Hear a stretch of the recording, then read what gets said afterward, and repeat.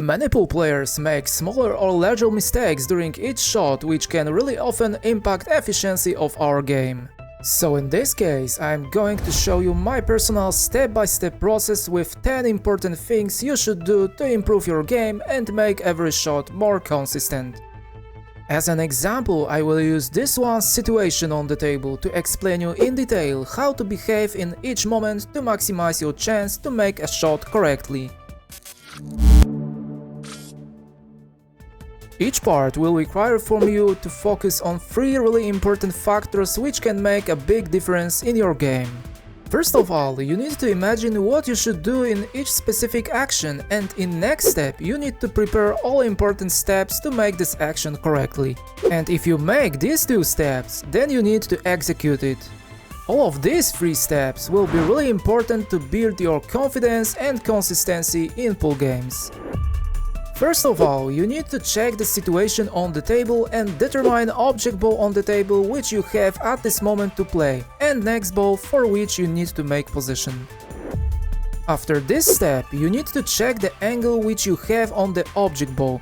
This is really important because if we have some angle, then we can move the cue ball during this shot to different areas on the table using different paths.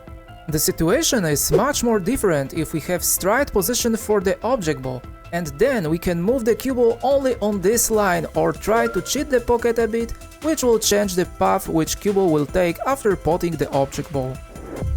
After these 2 steps, we should find where is another ball in this layout, and this step is really important because with thinking 2 or 3 shots ahead, we will be able to prepare and execute each shot better and more accurately.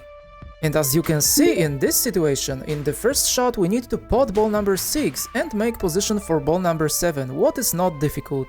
But if we look a bit closer, then we can see that the next ball number 8, which we will have after potting ball number 7, is in the completely different area of the table. And this is really important information because if we look closer again, then we can see that ball number 9 is located really close to the ball number 7 in specific place.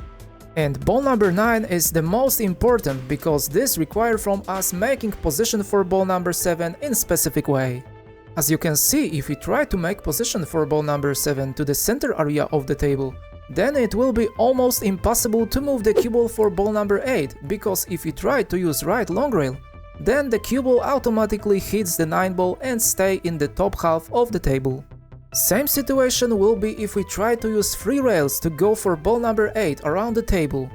Cue ball hits ball number 9, which makes difficult to control this shot, and only luck can help us to make position for ball number 8. Hi, Mr. Cue ball here, and if you are enjoying this video, then I will be really grateful if you leave it a thumbs up and hit the subscribe button to be updated with videos like this. So in this case, we can move to the 4th step, which means to determine the best position area for the cue ball after potting ball number 6, to have in next step good opportunity for positioning from ball number 7 to 8. As you can see, to avoid making contact with ball number 9 during potting ball number 7, we should leave the cue ball on the right side of the table, really close to the right long rail. This positioning will give us opportunity to move the cue ball for ball number 8 using 3 or 4 rails. It is highly recommended to pick your point on the table using your cue stick to visualize the best place for the cue ball. We need to find the best possible path for the cue ball in the following shot, so we should consider 2 aspects.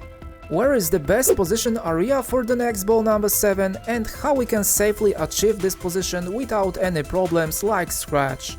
As you can see, we have right middle pocket in position area, and many times pool players have difficulties with find the correct path for the cue ball, which result with scratch. So in this case, we should try to leave the cue ball far away from the middle pocket, and area between 2nd and 3rd diamond on the right long rail is the best in my opinion. If we try to make position higher in this area, then we need to use more side spin on the cue ball, which can result with mistake. And with this explanation, we can move to the next aspect, which includes selecting the correct speed and spin we need to apply to the cue ball to bring it to the intended area, and possible adjustment we need to calculate due to applied spin and speed. As you can see, if we have a situation that if we hit the cue ball without any spin, then cue ball after hitting the left long rail going towards right middle pocket. To avoid scratching in the middle pocket, we need to use side spin on the cue ball to change its trajectory after contact with the rail. If we want to bring the cue ball between second and third diamond on the right long rail, we should apply bit of left spin because this spin will change the natural angle after contact with the rail. Of course, if we are using side spin on the cue ball, then we need to calculate factors like deflection or spin-induced throw. Only slight adjustment to the left, because cue ball will deflect slightly to the right. So in this situation, I need to use low speed to place the cue ball in desired area. You are not sure about subscribing to my channel? I am one-handed pool player and my mission is to show people around the world by creating billiard content that the impossible is nothing and we can fulfill our passions despite such great adverse sides. And additionally, I want to teach you everything you need to know to become a better pool player. And now we need to move to the second part of this video, which is preparation for the shot. In the first step, we should find the point on the object ball where we need to hit the cue ball. And to make it, we can use ghost ball aiming system. This is one of the most popular aiming methods which help you to determine where you need to hit the cue ball on the object ball. And you will find again all important informations in the video linked in the top of your screen.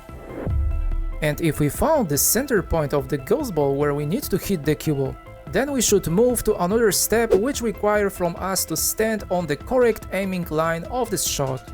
To determine this line, you can, using your cue stick, point the straight line on the table between the cue ball and center point of the ghost ball, which is our aiming point.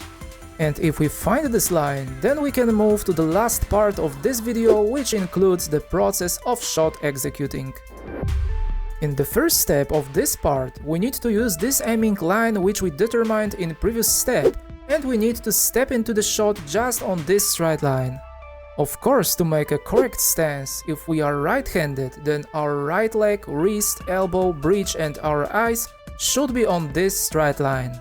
And if we are ready to the shot in this place, then we need to avoid any movement of our body, because this can result with wrong position of our body or wrong eye alignment and we can hit the cue ball with wrong direction. If we are not sure about our stance, then we should get up and prepare all process again. And if we are locked in our position, then we can move to the last important part, which is stroke routine. This means that if we are in correct position and we know where we want to hit the cue ball, then we should in the first step make pre-strokes that will be something like warm-up for us and check if we are moving the cue stick straight on the correct line. If all of these things works well, then we should stop the cue motion for the second and then move your cue stick back and with any longer pause move it smoothly forward to hit the cue ball. And of course, we need to remember to make a follow-through during shot to transfer intended spin and power. And this how make a perfect follow-through you can find in the video linked in the top of your screen. And now you have gained a better understanding of how to prepare and execute a shot in pool, and you can apply this knowledge to the current layout on the table. Positioning the cue ball really close to the right long rail after putting ball number 6, giving us the perfect angle for ball number 7. This angle allows you to use a top left spin and move the cue ball for ball number 8 using 3 rails. But we need to think for a moment about the position for ball number 8, because after this ball we need to make position for ball number 9, so this requires from us making position for the 8 ball in specific place. If you leave a straight position for ball number 8, then it limits your cue ball movement, making it harder to make position for ball number 9. So in this case, you need to leave some angle on ball number 8 to easily move the cue ball in next step for ball number 9. This is really important to analyze the table carefully to prepare your steps effectively, which will help you to become a better and more consistent pool player. I hope that my 10-step process of how to make a very shot in pool was really helpful for you and you learned a lot from it. If you enjoyed this video, then please consider leaving a thumbs up and comment with your opinion below.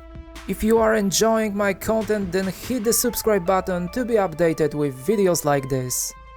Thanks for watching guys, and I hope to see you in the next lesson. Take care.